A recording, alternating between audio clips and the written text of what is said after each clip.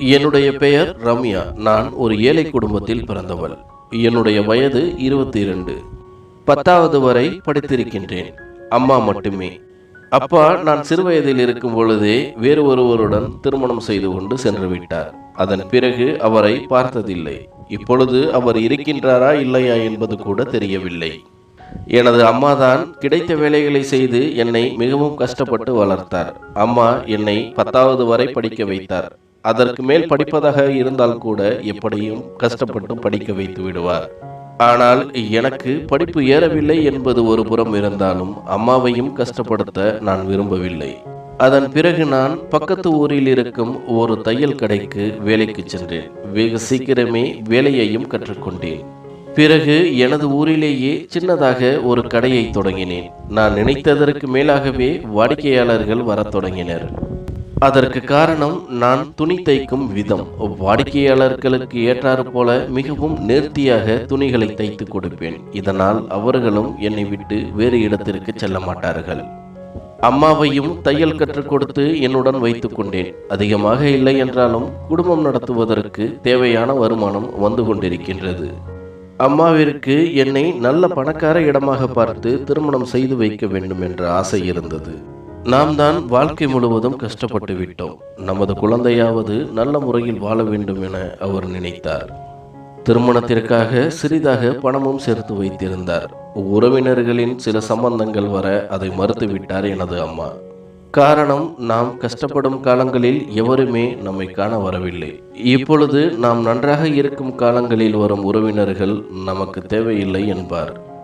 தெரிந்தவர்களிடம் தெரிந்த மாப்பிள்ளை இருந்தால் சொல்லவும் என சொல்லி வைத்திருந்தார். அதன்படி அம்மாவுக்கு தெரிந்தவர் மூலமாக ஒரு சம்பந்தமும் கிடைத்தது. மாப்பிள்ளையின் பெயர் கிஷோர். அவரது வீட்டில் அவரது அம்மா மற்றும் அவரின் தம்பி என்று மூவர் மட்டுமே இருந்தனர். பெரிய பணக்காரர். பணத்தின் மேல் அவர்களுக்கு ஆசை இல்லை. குடும்பத்திற்கு ஏற்றாறு போல ஒரு பெண் இருந்தால் போதும் என்று மட்டுமே நினைத்தனர். அம்மாவிற்கும் இந்த சம்பந்தம் பிடித்திருந்தது. ஒரு நல்ல நாளாக பார்த்து மாப்பிள்ளை வீட்டார் என்னை பெண் பார்க்க வந்தனர். பெண் பார்க்க வந்தவர்களுக்கும் என்னை மிகவும் பிடித்து போனது. அன்றே நிச்சயதார்த்தமும் சிறப்பாக நடைபெற்றது. அடுத்த மாதத்தில் ஒரு நல்ல நாளாக பார்த்து திருமண தேதியை குறித்து விட்டு சென்றனர். வரதட்சணையாக எதுவும் வேண்டாம் என்று கூறிவிட்டனர். மாப்பிள்ளையும் பார்ப்பதற்கு மிகவும் அழகாக இருந்தார். நிச்சயதார்த்தத்திலேயே மாமியார் என்னுடன் சகஜமாக பேசத் தொடங்கினார். அவர் பேசியதிலிருந்தே அவர் மிகவும் நல்லவர் என்பதை புரிந்து கொண்டேன். நானும் மிகவும் சந்தோஷம் அடைந்தேன். மாப்பிள்ளையையும் எனக்கு மிகவும் பிடித்திருந்தது. அவரின் குடும்பத்தார்களையும் பிடித்திருந்தது. அதற்கு மேலாக எனது அம்மாவின் இத்தனை நாள் பிரார்த்தனை பலிக்கப் போகின்றது என மனதிற்குள் சந்தோஷம் கொண்டேன். எனக்கும் திருமணத்தை நினைத்து நிறைய கனவுகள் இருந்தன. வரப்போகும் கணவனை நினைத்தும் நிறைய ஆசைகள் இருந்தன. எப்படியெல்லாம் இருக்க வேண்டும் என எனது மனதிற்குள் கோட்டை கட்டி வைத்திருந்தேன். திருமண நாளும் வந்தது. திருமணத்திற்கு முதல் நாள் பியூட்டி பார்லர் சென்று என்னை மேலும் அழகாக்கி கொண்டேன். பொதுவாக நான் அழகானவள்தான். எனக்கு தேவையான பொருட்களையும் வாங்கி கொண்டேன். நான் வீட்டிற்கு வரும்பொழுது எனக்காக ஒரு விலை உயர்ந்த புடவையை எனது மாமியார் கொடுத்து விட்டு சென்றார். அந்த புடவையை பார்க்கும் பொழுது மாமியார் என் மேல் வைத்திருக்கும் அன்பு புரிந்தது.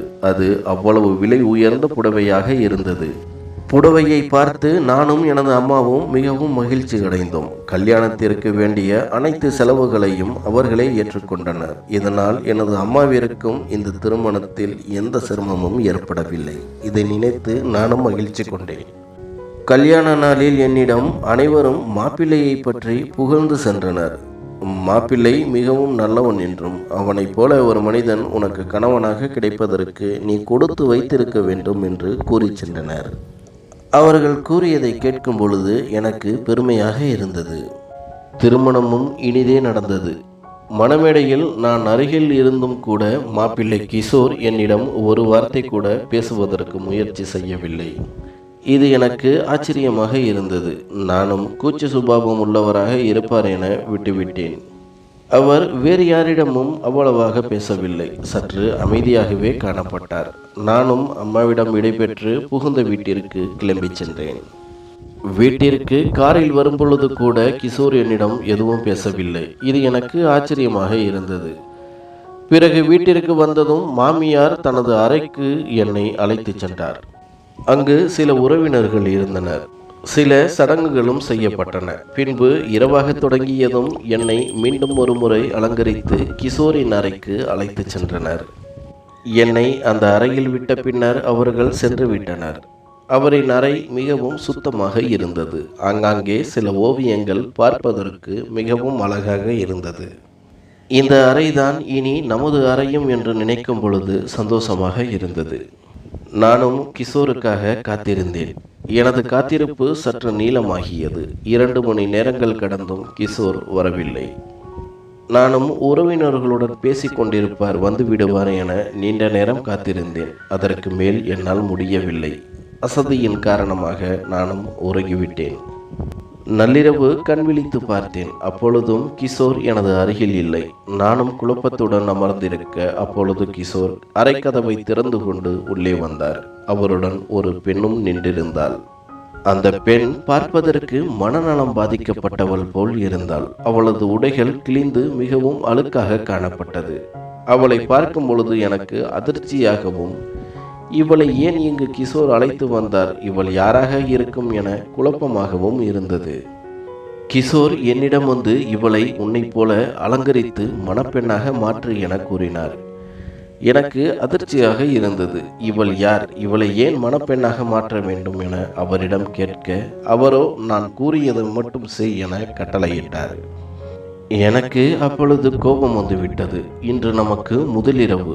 யார் என்றே தெரியாத ஒரு பைத்தியத்தை அழைத்து வந்து மணப்பெண்ணாக மாற்ற சொல்கிறீர்கள். உங்களுக்கு மூளை குழம்பி விட்டதா என கத்த ஆரம்பித்தேன். எனது அருகில் வந்த கிஷோர் ஓங்கி எனது கன்னத்தில் அறைந்தார். அவர் அறைந்த வழியில் ஒரு நிமிடம் தலை சுற்றி நின்றிருந்தேன். பின்பு என்னிடம், நான் சொல்வதை செய்வதுதான் உனது வேலை. அதிகமாக என்னிடம் கேள்விகள் எதுவும் கேட்காதே. அப்படி கேட்டால் உன்னை நான் எப்பொழுதே விவாகரத்து செய்து விடுவேன். உன்னால் இவளை மணப்பெண்ணாக மாற்ற முடியுமா, முடியாதா? அப்படி முடியாது என்றால் இப்பொழுதே எனது அறையை விட்டு வெளியே போய்விடு என கத்தினார். நானும் அழுது கொண்டே எனது அம்மாவை நினைத்து பார்த்தேன். எனது திருமணத்திற்காக அவர் செய்த பிரார்த்தனைகளும் அவர் பட்ட கஷ்டங்களும் எனக்கு மட்டுமே தெரியும். இப்பொழுது அதுவும் இல்லை என்றாகிவிட்டால் அவரது ஒட்டுமொத்த சந்தோஷமும் சிதைந்து போய்விடும். எனது அம்மாவின் கஷ்டங்களை நினைத்து பார்த்து அமைதியாக நின்று கொண்டிருந்தேன். கிஷோரும் கட்டிலில் அமர்ந்து என்னை பார்த்து கொண்டிருந்தார். நான் எதுவும் பேசாமல் அந்த பெண்ணை குளிப்பாட்டுவதற்காக குளியல் அறைக்கு அழைத்து சென்றேன். அவளின் அழுக்கான உடைகளை கலற்றி வைத்துவிட்டு நன்றாக குளித்து விட்டேன். பின்பு எனது உடைகளை கலற்றி அவளுக்கு கொடுத்தேன். இப்பொழுது எனக்கு மாற்று உடை இல்லை என்பதால் அவளின் கிழிந்த உடைகளை நான் உடுத்தி கொண்டேன். என்னிடமிருந்த நகைகளையும் கலட்டி அவளுக்கு அணிவித்தேன். பின்பு சிறிதாக முகங்களுக்கு ஒப்பனை செய்து ஓரளவு மணப்பெண்ணை போல அலங்கரித்தேன். இப்பொழுது அவள் பார்ப்பதற்கு மிகவும் அழகாக இருந்தாள். ஆனாலும் எனது மனதில் 2 கேள்விகள் மட்டுமே ஓடிக்கொண்டிருந்தன. இந்த மனநலம் பாதிக்கப்பட்ட பெண் யார்? இவருக்கும் இவளுக்கும் என்ன சம்பந்தம்? ஊரில் உள்ளவர்கள் அனைவரும் கிஷோரை பற்றி வேறு விதமாக சொன்னார்களே, அது அனைத்தும் பொய்யா என கேள்விகள் இருந்து கொண்டிருந்தன. அவளை அலங்கரித்து முடித்ததும் கிஷோர் என்னிடம் வந்து, நீ அறையின் வெளியே சிறிது நேரம் காத்திரு, பின்பு வரலாம் என என்னை வெளியில் நிற்க வைத்து கதவை பூட்டிக் கொண்டார். நானும் அழுது கொண்டே அறையின் வெளியே நின்று கொண்டிருந்தேன். அறையின் வெளியே காத்திருந்து இவர்கள் ஏதோ என்னிடம் மறைத்து விட்டார்கள். இவர்களிடம் உள்ள குறையை மறைப்பதற்காகத்தான் ஏழை வீட்டு பெண்ணான என்னை பார்த்து திருமணம் செய்து கொண்டார்கள் போல என நினைத்து நானும் சிறிது நேரத்தில் அங்கேயே அமர்ந்து விட்டேன். யாரும் பார்த்து விடக்கூடாது என்பதற்காக துப்பட்டாவை எனது தலையில் சுற்றி கொண்டேன். சிறிது நேரத்தில் அந்த பக்கமாக வந்த கிஷோரின் தம்பி, இங்கெல்லாம் அமரக்கூடாது, என்னுடன் வா என எனது கையை பிடித்து இழுத்தார். அவருக்கு துப்பட்டாவால் தலையை மூடிக்கொண்டதால் நான் யார் என்று தெரியவில்லை. என்னை ஒரு அறைக்கு அழைத்து சென்றார். அந்த அறை இருட்டாக இருந்தது. விளக்கை போட்டுவிட்டு ஒரு கயிற்றை எடுத்து எனது காலில் கட்டினார். பின்பு அருகில் மேசையின் மீது இருந்த மாத்திரைகளையும் உணவையும் எடுத்து எனது அருகில் வைத்தார். உணவை எடுத்து சாப்பிடு என எனக்கு ஊட்டிவிட முயற்சி செய்ய நானும் வேண்டாம் என்று தலையை ஆட்டினேன். அப்பொழுது தலையில் போட்டிருந்த துப்பட்டா கீழே விழுந்தது. இதை பார்த்ததும் அண்ணி நீங்களா என அதிர்ச்சி அடைந்தார். நானும் இங்கு என்ன நடக்கிறது, அந்த மனநலம் பாதிக்கப்பட்ட பெண் யார், எதையும் மறைக்காமல் என்னிடம் உண்மையை சொல்லுங்கள் என அழுது கொண்டே அவரிடம் கேட்டேன். அவரும் ஒன்றும் பேசாமல் எனது காலில் கட்டப்பட்டிருந்த கயிற்றை அவிழ்த்து, அண்ணி என்னுடன் வாருங்கள் என எனது மாமியாரின் அறைக்கு அழைத்துச் சென்றார். அங்கே எனது மாமியார் நன்றாக உறங்கிக் கொண்டிருந்தார். அருகில் சென்ற கிஷோரின் தம்பி அவரை குரல் கொடுத்து எழுப்பிவிட்டார். எழுந்து பார்த்த அவரும் நான் இந்த கோலத்தில் இருப்பதை பார்த்து அதிர்ச்சி அடைந்து என்ன நடந்தது என்பதைப் போல கிஷோர் தம்பியிடம் கேட்க, அவரும் எனக்கு ஒன்றும் தெரியவில்லை, அவரிடமே கேட்டுக்கொள்ளுங்கள் என என்னை கை காண்பித்தார். நானும் மாமியாரிடம் அந்த மனநலம் பாதிக்கப்பட்ட பெண் யார், அவருக்கும் கிஷோருக்கும் என்ன சம்பந்தம், தயவு செய்து உண்மையை சொல்லுங்கள் என அவரிடம் கேட்டேன். அவரும் நீண்ட நேர அமைதிக்கு பிறகு பேசினார். அவள் பெயர் ஜனனி. அவள் எங்கள் வீட்டின் அருகில்தான் இருந்தாள். சிறு வயதிலிருந்தே எங்களுக்கும் அவளது வீட்டிற்கும் நெருங்கிய நட்பு இருந்தது. அவளும் எங்கள் வீட்டிற்கு அடிக்கடி வந்து போவாள். அவள் சிறுமியாக இருக்கும் பொழுதே அவளது அம்மா இறந்து போனார். அவரது அப்பா தான் அவளை வளர்த்தார். அம்மா இல்லாத குறை தெரியாதவாறு நான் தான் அவளை பார்த்து கொண்டேன். அவளும் என் 2 பிள்ளைகளிடம் நட்பாகவே பழகினாள். ஆனால் கிஷோர் அவளை சிறுவயதிலிருந்தே காதலிக்க தொடங்கினான். இது அவளுக்கு தெரியாது. அவள் நட்பாக மட்டுமே பழகினாள். ஜனனிக்கு திருமணம் செய்து வைக்கலாம் என பேச்சு வந்த பொழுது கிஷோர் என்னிடம் வந்து, நான் ஜனனியை காதலிக்கிறேன், அவளையே திருமணம் செய்து கொள்ள ஆசைப்படுகிறேன் என்றான். எனக்கும் இதை கேட்டதும் சந்தோஷமாக இருந்தது. அவளை எனக்கு மிகவும் பிடிக்கும். நல்ல அமைதியான குணமுடையவள், அன்பாகவும் நடந்து கொள்வாள். நானும் சரி என்று சம்மதித்தேன். பிறகு ஜனனியிடமும் இதை பற்றி பேசினேன்.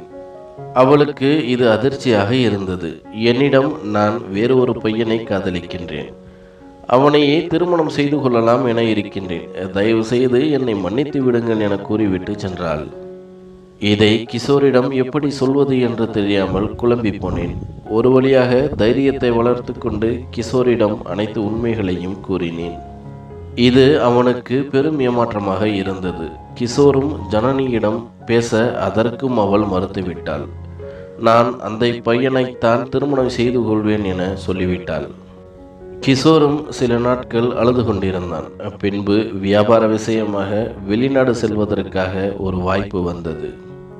கிஷோரும் யோசிக்காமல், இங்கிருந்தால் அவளின் திருமணத்தை காண நேரிடும், இது மேலும் மனவேதனையை உண்டாக்கும் என்று வெளிநாட்டிற்கு கிளம்பி சென்று விட்டான். அடுத்த சில மாதங்களிலேயே ஜனனி விரும்பிய பையனை அவரது அப்பா தன்னிடமிருந்த அனைத்து சொத்துக்களையும் விற்று சிறப்பாக திருமணம் செய்து வைத்தார். வரதட்சணையும் அளவுக்கு அதிகமாகவே செய்தார். ஜனனியும் 2 மாதங்கள் சந்தோஷமாக காணப்பட்டாள். ஆனால் சில மாதங்களிலேயே ஜனனி காதலித்த பையனின் சுயரூபம் வெளிப்பட்டது. எப்பொழுதும் அவளுடன் சண்டையிட்டு கொண்டிருந்தான். ஒரு கட்டத்தில் அவளிடம் இருந்த அனைத்து பணம் நகைகளை சுருட்டி கொண்டு ஓடிவிட்டான். இதை அவளால் தாங்கிக் கொள்ள முடியவில்லை. சில வருடங்களாக காதலித்த பையன் இப்படி செய்து விட்டானே என தினம் தினம் அழுது கொண்டிருந்தாள். நான் தான் அவளுக்கு அடிக்கடி ஆறுதல் கூறுவேன். இவளின் இந்த நிலைமையை நினைத்து அவரது அப்பாவும் இறந்து போனார். ஜனனியும் அப்பொழுது கர்ப்பமாக இருப்பது தெரிய வந்தது. ஒரு புறம் அவளுக்கு சந்தோஷமாக இருந்தாலும், குழந்தையை எப்படி வளர்க்கப் போகின்றோம், நமது வாழ்க்கை என்னவாகும் என்று மனவேதனையில் இருந்தாள். அப்பொழுது வரை அவள் நன்றாகத்தான் இருந்தாள். 7 மாதங்களிலேயே ஜனனிக்கு பிரசவ வலி வந்து குறை மாதத்தில் ஒரு குழந்தையும் வென்றெடுத்தாள். அந்த குழந்தையும் சில நாட்களே உயிருடன் இருந்தன. இதை அவளால் தாங்கிக் கொள்ள முடியவில்லை. ஒரு கட்டத்தில் யோசித்து யோசித்து மனநலம் பாதிக்கப்பட்டவளாகிவிட்டாள். நாங்களும் அவளை மருத்துவரிடம் காண்பித்தோம். ஆனால் எந்த முன்னேற்றமும் இல்லை. அனாதையாக நின்ற அவளை எங்கள் வீட்டில் வைத்து பராமரித்தோம். கிஷோரும் வெளிநாட்டிலிருந்து வந்து ஜனனியை பார்த்து கதறி அழுதான். பின்பு அவன்தான் அவளை பார்த்து கொண்டான். கிஷோருக்கு திருமணம் செய்து கொள்ள விருப்பம் இல்லை. நான் தான் அவனை கட்டாயப்படுத்தி உனக்கு திருமணம் செய்து வைத்தேன். திருமணமானால் அனைத்தையும் மறந்துவிட்டு சகஜமான வாழ்க்கையை வாழ்வான் என நினைத்தேன். ஆனால் அவன் இப்படி செய்வான் என நான் நினைக்கவில்லை. என்னை மன்னித்து விடு என்றார் எனது மாமியார். பின்பு நானும் எனது மாமியார், கிஷோரின் சகோதரர் என மூவரும் சேர்ந்து கிஷோரின் அறைக்கு சென்றோம். கதவை தட்ட கிஷோர் கதவை திறந்தார். கட்டிலின் கீழே அமைதியாக படுத்து உறங்கிக் கொண்டிருந்தாள் ஜனனி. அம்மாவை பார்த்ததும் கட்டிப்பிடித்து அழத் தொடங்கினார் கிஷோர். எனது மாமியாரும் ஏன் இப்படி செய்தாய் என அவரிடம் கேட்க, அம்மா என்னை மன்னித்து விடுங்கள், மருத்துவர்தான், ஒருவேளை பழைய ஞாபகம் வர வேண்டுமானால் அவர் சந்தோஷமாக இருந்ததை நினைவுபடுத்துங்கள் என்றார். அதனால்தான் அவளை மணப்பெண்ணாக அலங்கரிக்கச் சொன்னேன் என்றார். எனது மாமியாரும் உனக்கு இப்பொழுது திருமணமாகிவிட்டது, ஜனனிக்காக இவளின் வாழ்க்கையை வீணாக்கி விடாதே என கூறிவிட்டு ஜனனியை தன்னுடன் அழைத்து சென்றார். மாமியார் சென்றதும் மாமியார் கூறியதைப் போலவே அனைத்து கதையையும் கூறினார் கிஷோர். நான் உன்னிடம் ஆத்திரத்தில் தவறாக நடந்து கொண்டேன், என்னை மன்னித்து விடு என மன்னிப்பும் கோரினார். நானும் கிஷோர் அவளின் மேல் எவ்வளவு பாசம் வைத்திருக்கிறார் என புரிந்து கொண்டேன். அன்று எங்களுக்குள் எதுவும் நடக்கவில்லை. மறுநாள் காலை ஜனனியை பார்த்து அவளுக்கு வேண்டியவற்றை செய்தேன். நானும் தினமும் ஜனனியை கிஷோர் கவனிப்பது போலவே கவனித்துக் கொண்டேன். ஜனனியும் நான் சொல்வதை கேட்டுக்கொள்வாள். கிஷோரும் என்னை புரிந்து கொண்டதற்கு நன்றி என்பார். ஜனனி முன்பு இருந்ததைப் போல் அல்லாமல் மிகவும் உடல் மெலிந்து காணப்பட்டாள். நாங்களும் அந்த நகரத்திலேயே பெரிய மருத்துவமனையாக பார்த்து சிகிச்சையை மேற்கொண்டோம். ஆனால் மருத்துவர் அவருக்கு கேன்சர் வந்துவிட்டது, இன்னும் சில காலங்களே உயிரோடு இருப்பார் என கூறிவிட்டனர். கிஷோரால் இதை தாங்கிக் கொள்ள முடியவில்லை. வீட்டில் உள்ளவர்களுக்கும் அவளை நினைத்து பெரிதும் கவலைப்பட்டோம். நானும் முன்பை விட அவளை அதிக அக்கறையுடன் பார்த்து கொண்டேன். கிஷோருக்கும் என் மேல் பாசம் வரை தொடங்கியது. நானும் கிஷோரும் கணவன் மனைவியாக வாழ்க்கையை தொடங்கினோம். ஆனால் பாவம் ஜனனிதான் சில மாதங்களிலேயே மரணம் அடைந்து விட்டாள். எங்களுக்கும் சில மாதங்களிலேயே ஒரு பெண் குழந்தை பிறந்தது. அவளுக்கு ஜனனி என்று பெயர் சூட்டினோம். கிஷோரும் அனைத்தையும் மறந்து என்னுடன் இப்பொழுது சந்தோஷமாக வாழ்கிறார். ஆனால் நான் தான் சில சமயம் நினைப்பதுண்டு, ஒன்றும் அறியாத ஜனனி இறந்து விட்டாள். அவளை ஏமாற்றிய அந்த கயவனின் மனம் எவ்வளவு கொடூரமானதாக இருந்திருக்கும். அவன் எப்படி இவளை ஏமாற்றுவதற்கு மனம் வந்தது? இவனை போன்றவர்களும் இன்னும் இந்த உலகில் வாழ்ந்து கொண்டுதான் இருக்கின்றனர். ஜனனியை போன்றவர்களும் இருக்கத்தான் செய்கின்றனர். இவர்கள் ஏன் இப்படி ஏமாற்றவும் ஏமாறவும் செய்கிறார்கள் என்று